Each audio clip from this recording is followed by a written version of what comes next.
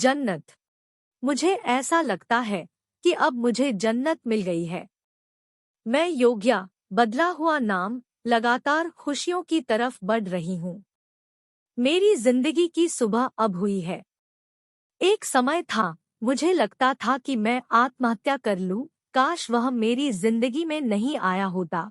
मैंने अपनी पढ़ाई कंप्लीट कर ली होती और अपने पैरों पर खड़ी हो गई होती। मैंने बीकॉम कर लिया था और सीए चार्टर्ड अकाउंटेंट की तैयारी कर रही थी। तभी एक मल्टीनेशनल कंपनी के लिए मार्केटिंग करने वाले हैंडसम लड़के से दोस्ती हो गई। मैंने जिस पर भरोसा किया, प्यार किया, अपने माँ बाप भाई बहन सब कुछ छोड़कर सपनों की जिंदगी जीने के लिए निकल पड़ी थी। मुझसे ही उसे परखने में गलती हो गई। वह तो मेरी सुंदरता को ही व्यवसाय बनाने की तैयारी कर रहा था। वह मुझे बेंगलुरु लेकर गया। एक अच्छा 50,000 किराए पर शहर से दूर घर ले लिया। मुश्किल से एक हफ्ता बीता था।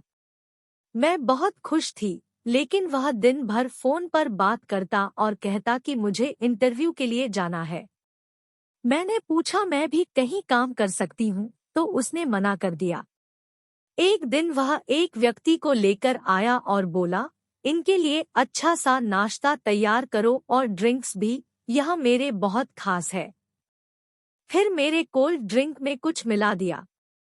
उस व्यक्ति ने मेरे साथ जबरदस्ती संबंध बनाए, लेकिन मेरे अंदर प्रतिरोध करने की, चिल्लाने की कोई क्षमता नहीं रह गई थी। मैं मनोज, अपने पति बदला हुआ नाम, से बहुत रोई, गिड़गिड़ाई। मैंने कहा मुझे यहाँ से जाने दो। उसने कहा इन सब चीजों की आदत डाल लो, यह रोज होने वाला है। कुछ दिनों बाद मैं एक जिंदा लाश की तरह चल रही थी।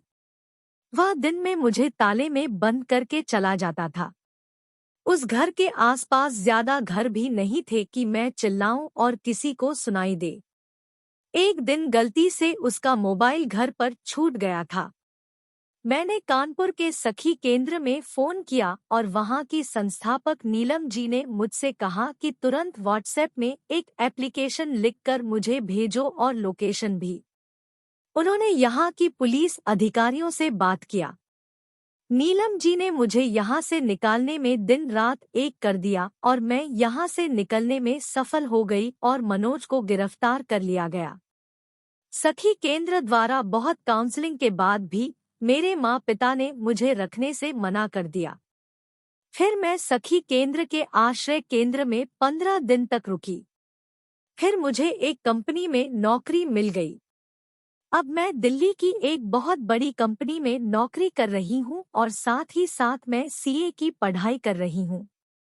मैं बहुत खुश हूँ। मेरी सहेलियाँ बहुत अच्छी है, कुछ दोस्त भी है। देवांश नाम के एक लड़के से मेरी 3 साल से दोस्ती है, जो मुझे बहुत पसंद करता है। मेरी जिंदगी के नरकीय हिस्सों के बारे में भी जानता है। देवांश के परिवार वाले भी मुझे बहुत पसंद करते हैं। मेरे मम्मी पापा भी मेरे पास आने जाने लगे हैं।